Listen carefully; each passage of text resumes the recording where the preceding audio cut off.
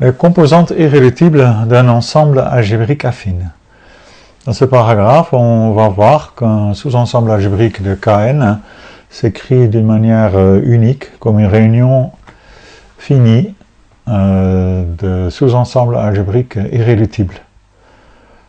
C'est donc une espèce d'analogue de la décomposition en irréductible dans un anneau factoriel. Donc on se fixe un corps K.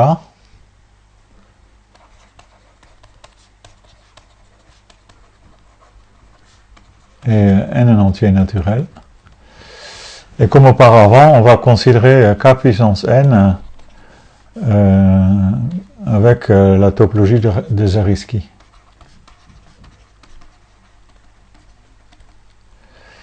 Alors je trouve que cet espace topologique a une propriété intéressante.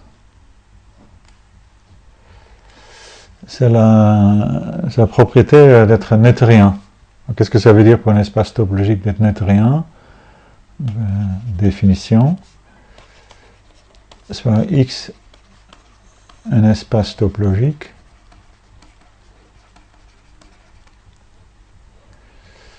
X est noethérien.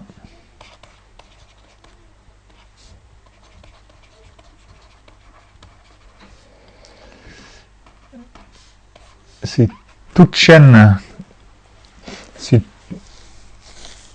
chaîne décroissante de sous-ensemble fermé de X est stationnaire, si toute chaîne décroissante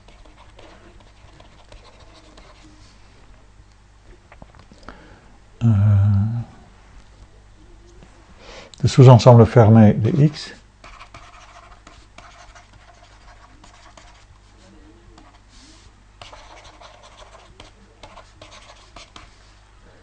est stationnaire.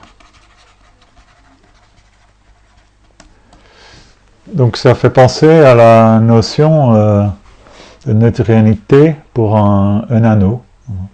Un anneau neutrien, si toute chaîne croissante d'idéaux de l'anneau est stationnaire. Donc on n'est pas étonné qu'ici il s'agit de chaînes décroissantes compte tenu du fait que au lieu de 0, le médial renverse l'inclusion. Donc on va démontrer, la proposition, que l'espace topologique Kn est noethérien.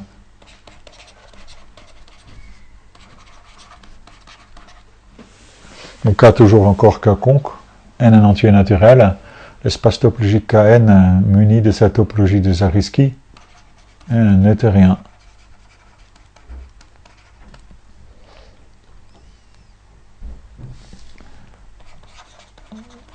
Donc pour démontrer ça, on se fixe donc une chaîne décroissante de Fermat de Kn.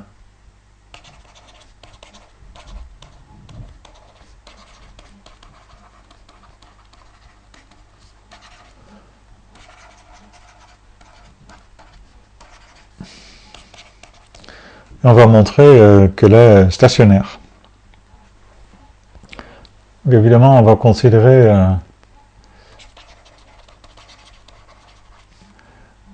la chaîne croissante d'idiots correspondants. Je peux prendre I de x0, comme x0 contient x1, I de x0, l'ensemble des polynômes s'annulant sur x0 est contenu dans l'ensemble des polynômes s'annulant sur x1, et ainsi de suite. Donc j'ai une chaîne croissante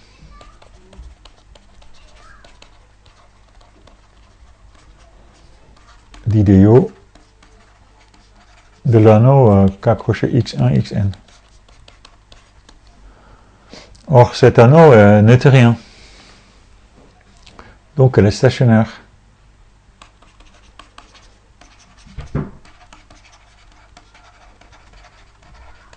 Ce qui veut dire qu'il existe un rang 1 et il existe un rang R à partir duquel pour tout entier naturel M, I de x indice R plus M, en fait, est égal à l'idéal x indice R. Tous les idéaux à partir du rang R sont égaux, les inclusions sont des égalités. La suite est stationnaire. Et du coup, je prends le lieu de 0.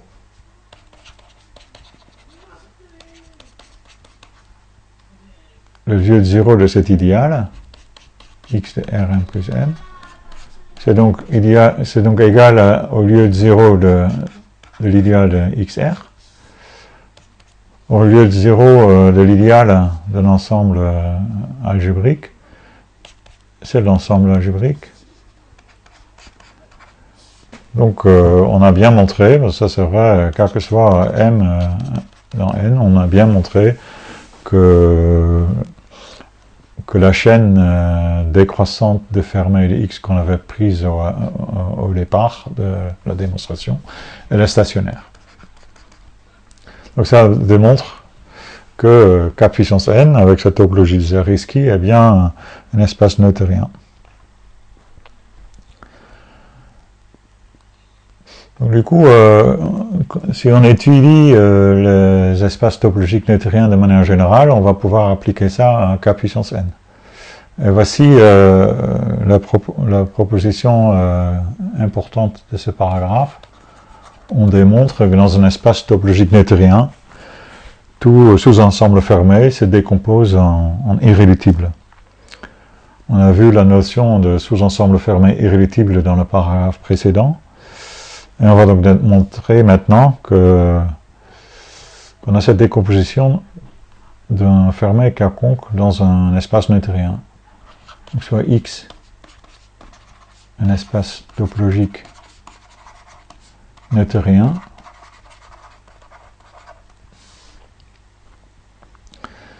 et F, un sous-ensemble fermé de X.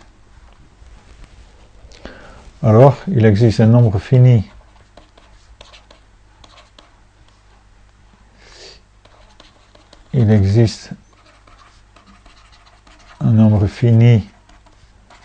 de sous-ensembles fermés irréductibles, donc F1 jusqu'à F indice R de X, tel que F s'écrive comme une réunion de ces sous-ensembles irréductibles, et cette réunion ne peut pas être simplifiée, on ne peut pas élaguer, je ne peux pas enlever des sous-ensembles FI sans que la réunion devienne plus petite, sans que la réunion devienne strictement contenue dans F. Autrement dit, chaque FJ n'est pas contenu dans la réunion des autres, donc la réunion sur I différent de I, c'est FI. Je ne peux pas élaguer cette réunion sans perdre l'égalité avec F. Et ici, R est un entier naturel. Pour un certain R est un entier naturel. De plus, ces sous-ensembles fermés irréductibles sont uniquement déterminés par F. De plus, les F1 à Fr sont uniquement déterminés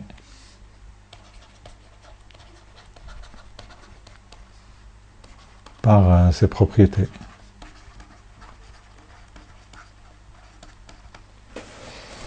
Voilà le résultat principal de ce paragraphe. Alors, on va démontrer ça.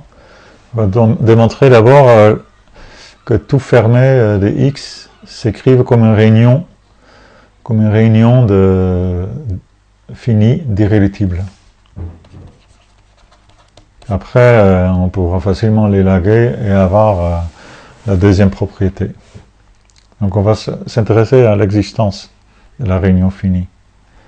Donc on montre que tout fermé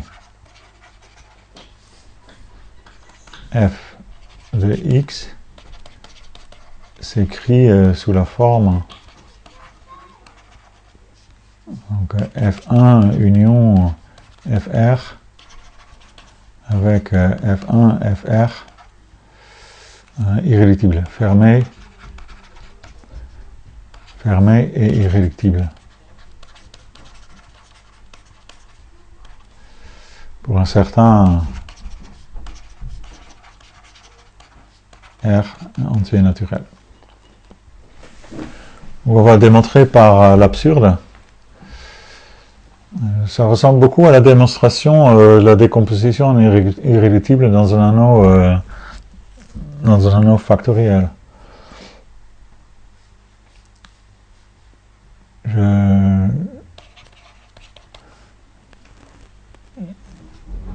Je définis f ronde, l'ensemble de fermé, soit f ronde, l'ensemble des fermés de x qui ne s'écrivent pas, qui ne sont pas réunion finie de fermés irréductibles.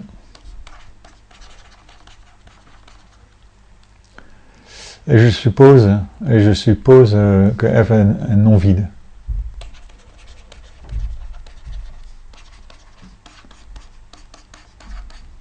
Et on arrive à une contradiction. On suppose que f non vide.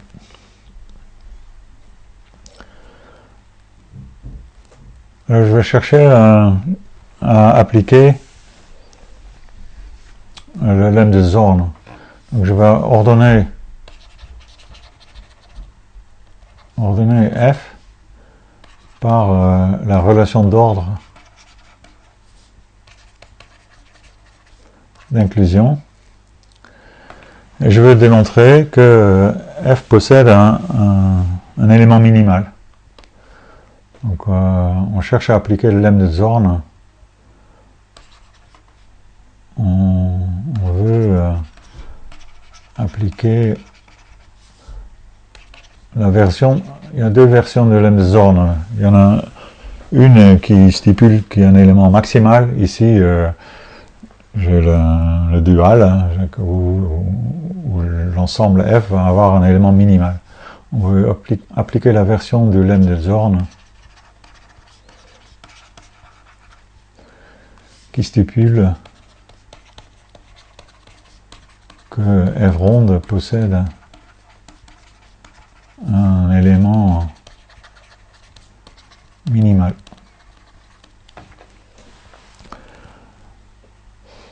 Donc, il faut démontrer donc que tout sous-ensemble, pour pouvoir appliquer le lemme de Zorn, il faut vérifier une hypothèse. On montre que tout sous-ensemble C ronde de f qui est totalement ordonné par l'inclusion. On appelle ça parfois aussi des chaînes, pour ne pas confondre avec nos chaînes décroissantes. Je parle juste de sous-ensemble C de f totalement ordonné par l'inclusion. Il faut montrer que tout sous-ensemble de C de f totalement ordonné par l'inclusion possède un minorant dans f, bien sûr. Alors si c'est vide, je prends n'importe quel élément de f ronde qui est non vide fera l'affaire. Ça sera un minorant si c'est vide. Et si c'est non vide, je considère l'intersection de tous les éléments de C. L'intersection de tous les éléments de C, je dis que en fait c'est un élément de C par neutralité. L'intersection de C est un élément de C car X est un espace neutrien. Si l'intersection de C n'était pas un élément de C ronde, je pourrais construire une chaîne décroissante de fermés de X qui n'est pas stationnaire. C'est contradictoire au fait que X est neutrien. Donc l'intersection de C appartient à C. Et donc forcément c'est même un minimum de C, et il appartient à F. Et donc, en particulier, celui-là, l'intersection de C, est alors un minorant de C. C'est même un minimum. Voilà, donc on a vérifié l'hypothèse du lemme de Zorn.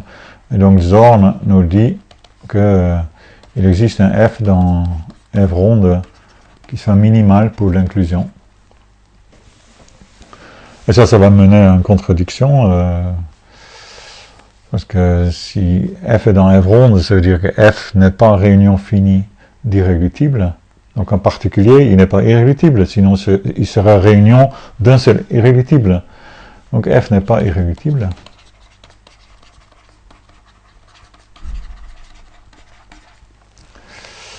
Et il n'est pas vide non plus, parce que vide, l'ensemble vide, c'est un fermé qui est réunion de zéro irréductible.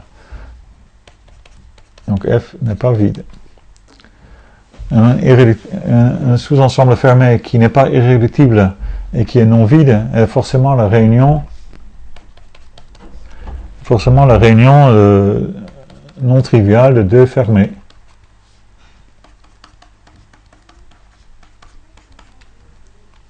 Donc F1 et F2 est strictement contenu, dans F. Tous les deux, strictement contenus dans F. Donc ils sont strictement plus petits que F. C'est des fermés de X qui sont strictement plus petits que F. Donc ils ne sont pas dans F ronde.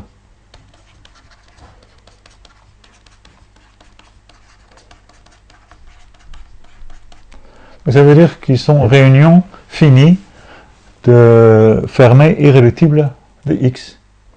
Et donc leur réunion est aussi réunion finie de fermés irréductibles de X. C'est-à-dire F est réunion de fermés, réunion finie de fermés irréductibles de X. Et ça, c'est une contradiction. Donc on a démontré que tout fermé de X est une réunion d'un nombre fini de sous-ensembles fermés irréductibles de X. Donc du coup, soit F donc, dans X fermé sous-ensemble fermé. Donc il existe donc un nombre fini de fermés irréductibles, G1 à GS, X, donc fermé et irréductible, tel que F égale à la réunion de G1, G2, G indice S. Et c'est là où on va élaguer. Donc quitte à supprimer un par un des ensembles GI, donc on supprime un par un de GJ qui sont contenus dans la réunion des autres, donc la réunion sur I avec I différent de G, avec I différent de J de GI, chaque fois, quand il y a par exemple, si G1 est de réunion des autres, je le supprime. Et je regarde dans le reste, G2 jusqu'à GS. Si G2 est réunion des autres, je le supprime. S'il l'est pas, je le maintiens. Et je continue à élaguer comme ça. Et donc, à la fin, on obtient, en les appelant ce qui reste, je les appelle f indice 1 jusqu'à f indice R. J'ai une réunion finie.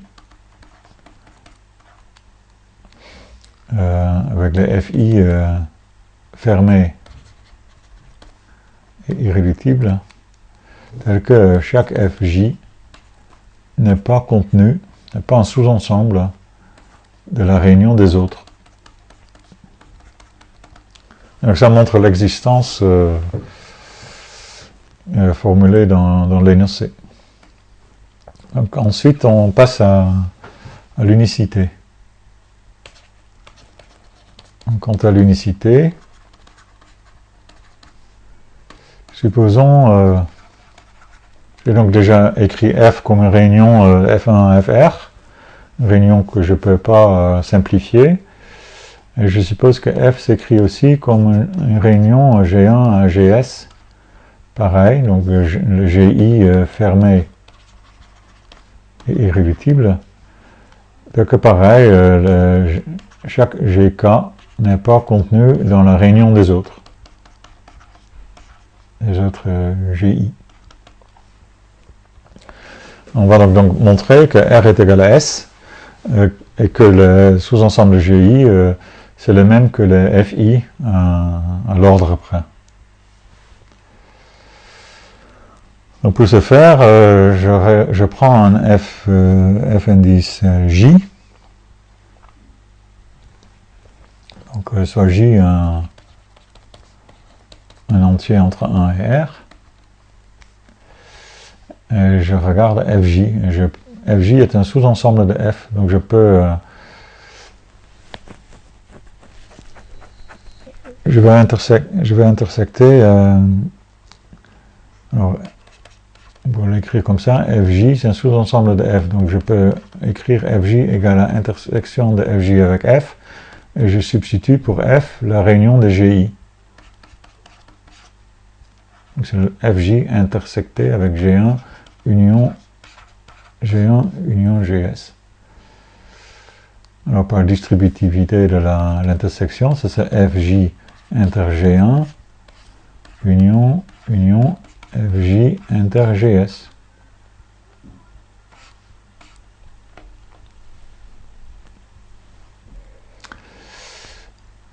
Donc FJ est une réunion finie de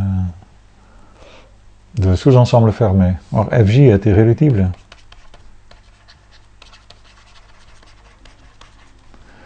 Donc FJ est irréductible, on ne peut pas l'écrire de manière non triviale comme une réunion de deux fermés. Donc par récurrence, on peut en déduire qu'il y a forcément l'un de ces sous-ensembles FJ inter GK, disons, est égal à FJ. Donc il existe, l'indice K, je vais l'appeler sigma de J. Donc il existe sigma qui dépend de J, donc dans l'ensemble 1 à S, tel que FJ inter G sigma de J est égal à Fn de J, car Fn de J est irréductible. Et cette réunion ne peut pas être une réunion non triviale. Il y a forcément l'un des sous-ensembles qui est égal à FJ.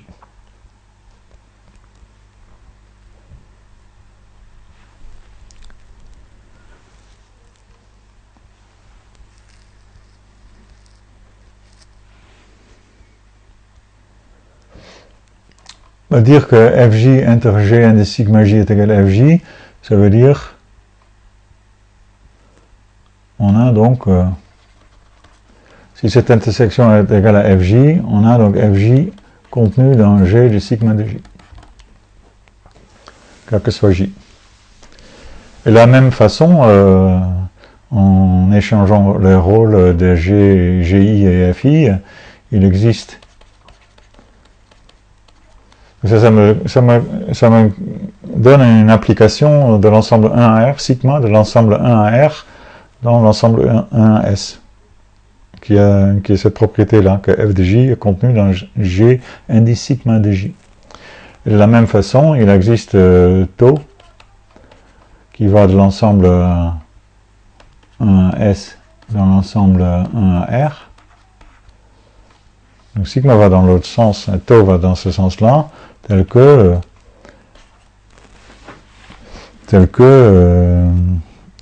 G de K, G indice K, soit contenu dans F indice tau de K. Donc si je compose les deux, ça c'est quel que soit K dans l'ensemble 1S. Donc du coup j'ai F de J est contenu dans G indice sigma de J, et avec K égale sigma de J, G indice sigma de J est contenu dans F indice tau de sigma de J. Or, comme on ne pouvait pas élaguer les FI, tau de sigma de J ne peut pas être différent de J. Parce que sinon, f de J est dans la réunion des autres éléments, des autres sous-ensembles f indice I. Donc on a tau de sigma de J égale à J, quel que soit J. Et de même, sigma tau de K égale à K, quel que soit K. Donc sigma et tau sont des bijections, c'est-à-dire R est égal à S. Et j'ai, si on regarde cette ligne d'inclusion, on a un f de J compris dans G de sigma de J, compris dans tau de sigma de J égal à J, dans f de J. Autrement dit, f de J est égal à G indice sigma de J. Et donc, le sous-ensemble G, c'est bien une permutation. C'est une permutation de sous-ensemble f de J, et on a démontré l'unicité.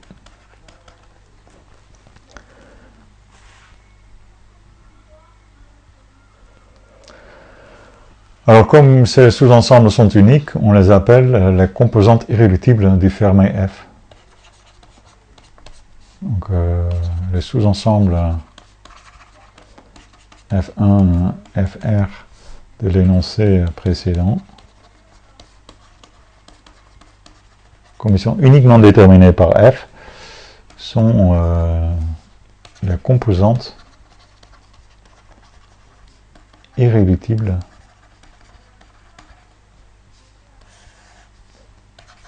du Fermat F de X.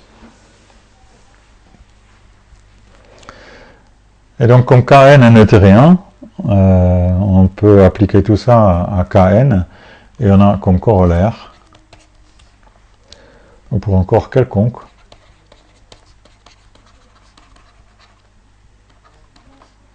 et n un entier naturel. Alors, tout sous-ensemble algébrique V de Kn, tout sous-ensemble algébrique V de Kn s'écrit de manière unique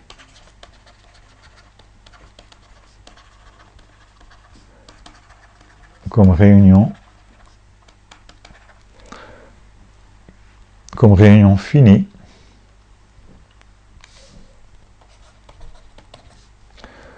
de sous-ensembles algébriques irréductibles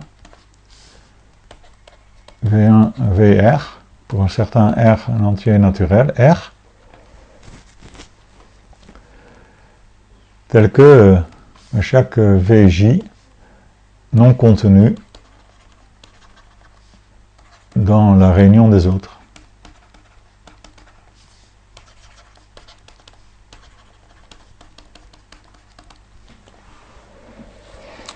Et ce sont donc les composantes irréductibles.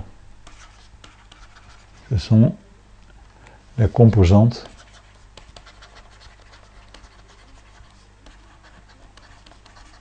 irréductible de V. Bon, comme le sous-ensemble algébrique irréductible, on appelle ça des variétés affines. On voit que les variétés affines sont donc des briques de base de sous-ensembles algébriques. Et on va donc beaucoup s'intéresser aux variétés algébriques affines, les sous-ensembles algébriques irréductibles. On va expliciter ce corollaire dans le cas où l'ensemble algébrique V est le lieu de 0 d'un seul polynôme. Et on obtient la proposition suivante. Donc soit K un corps algébriquement clos cette fois-ci. Et N un entier naturel. Donc soit F un polynôme d'un K crochet x1, xn non nul. Et F égale U fois... On va écrire sa décomposition en facteur irréductible. Donc il y a un inversible dans K, un élément non nul de K. Un polynôme irréductible P1 puissance E1, P2 puissance l'exposant 2 P2, etc. jusqu'à PR puissance ER. Sa décomposition en facteur irréductible. Ça veut dire que les EI sont des entiers non nuls et les PI sont des polynômes irréductibles, donc à crochet x1, xn non associés.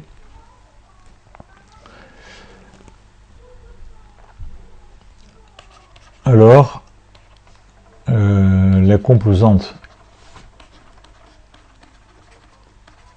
irréductibles du lieu de 0 de F sont le lieu de 0 de PI.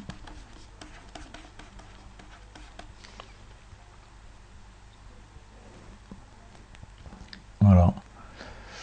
Et ça demande une démonstration. On a bien un 0 de F, c'est un 0 de l'un des PI. Donc on a bien ZF, c'est le lieu de 0 de P1, union, lieu de 0 de PR. Et on a vu au paragraphe précédent, comme K est algébriquement clos, chaque lieu de 0 d'un polynôme irréductible PI est bien un sous-ensemble algébrique irréductible.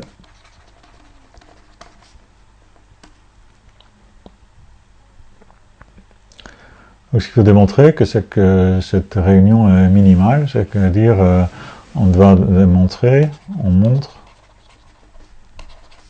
que aucun de Z de PJ soit contenu dans la réunion des autres.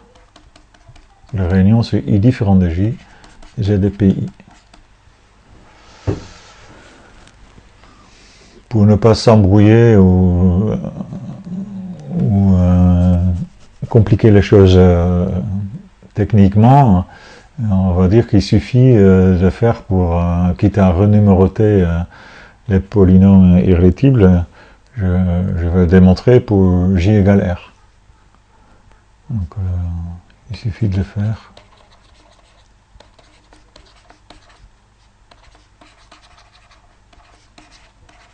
Pour J égale R.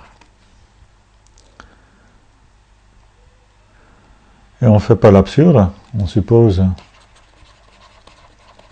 qu'au contraire, que le lieu de 0 de PR est contenu dans, oui, donc dans la réunion, ici ça va être donc la réunion du lieu de 0 de P1 jusqu'au lieu de 0 de PNS R-1.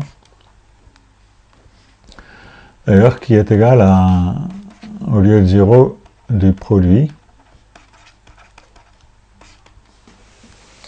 Donc je vais appliquer l'application idéale.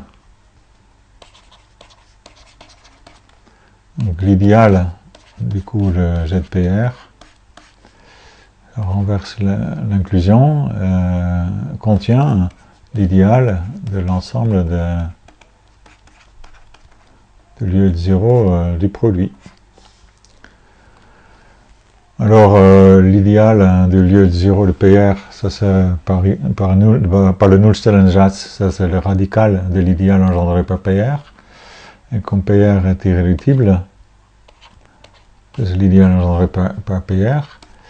Et comme les PI sont des irréductibles non associés, le radical de l'idéal engendré par le produit P1 jusqu'à Pn dis R-1, c'est l'idéal engendré par P1, l'idéal engendré par le produit de P1 jusqu'à PR-1. Ça c'est un idéal radical.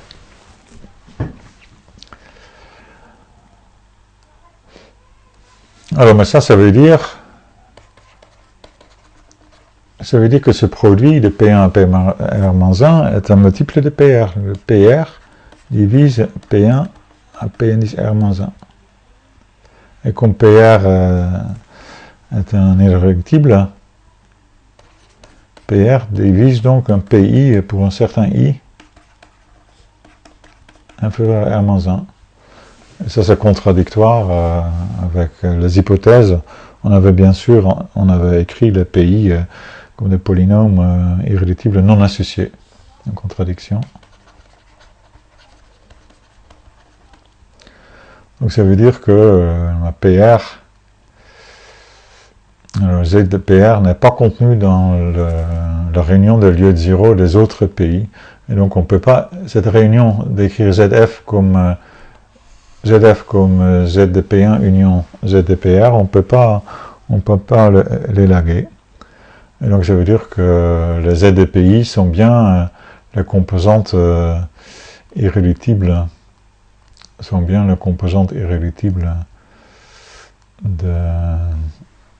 du lieu de 0 du polynôme F. Voilà.